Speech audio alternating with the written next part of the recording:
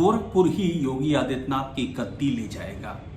ये बात मैं नहीं कह रहा हूं, ये बात गोरखपुर के आंकड़े कह रहे हैं। गोरखपुर में इस कदर अपराध का ग्राफ बढ़ रहा है, गोरखपुर में अपराध अनाचार सर पर चढ़ करके तांडव नृत्य कर रहा है। और ये तब हो रहा है जब योगी आदित्यनाथ मैक्सिमम टाइम गोरखपुर ही बने रहते हैं।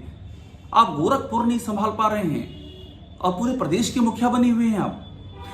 सुबह सुबह गोरखपुर में, आज सुबह सुबह की घटना बता रहा हूं आपको, तारीख नोट कीजिएगा, 17 तारीख है आज, 17 मार्च। सुबह सुबह के वक्त राजकुमार चौहान बरगदवा मंदिर के पास का इलाका है, गोरखनाथ मठ के पास का इलाका है जहां योगी आदित्यनाथ का बेस है। सुबह सुबह मॉर्निंग वॉक पर निकले थे और आप अखबार देखते जाइए, कोई लिख रहा है चाकुओं से गोद डाला, कोई कह रहा है तड़ातड़ गोलियां चली, गोलियों से छलनी कर दिया। राजकुमार चौहान समाज के बड़े नेता थे, उनकी हत्या कर दी गई दिन दहाड़े। किसी को कोई खौफ नहीं है। गोरखपुर के अंदर कानून व्यवस्था योगी आदित्यनाथ के हाथ से निकल चुकी है।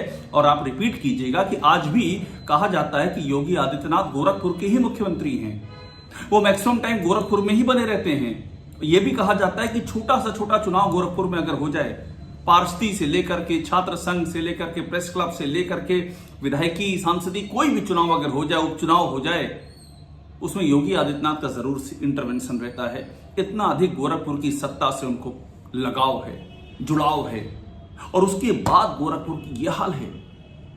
और ये एक बार नहीं हुआ है, ये कंटिन्यूएशन में है। मैं आपसे क्यों कह रहा हूं कि गोरखपुर ही योगी आदित्यनाथ की गद्दी ले जाएगा, उसकी वजह है क्योंकि योगी आदित्यनाथ सबसे अधिक जो प्रचार करते हैं वो कहते हैं कानून व्यवस्था हमने चुस्त दुरुस्त कर दी है।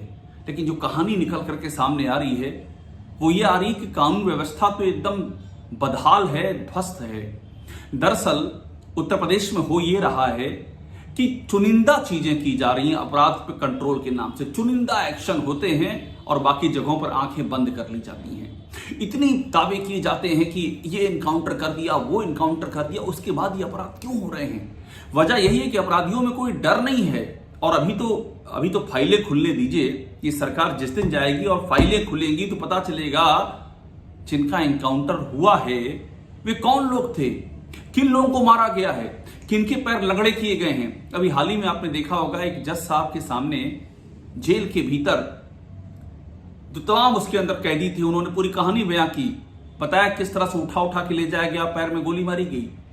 अभी इलाहाबाद हाईकोर्ट ने टिप्पणी कर दी कि इस प्रदेश में अधिकारी खुश करने के लिए और प्रमोशन पाने के लिए हाफ एनकाउंटर कर रहे हैं।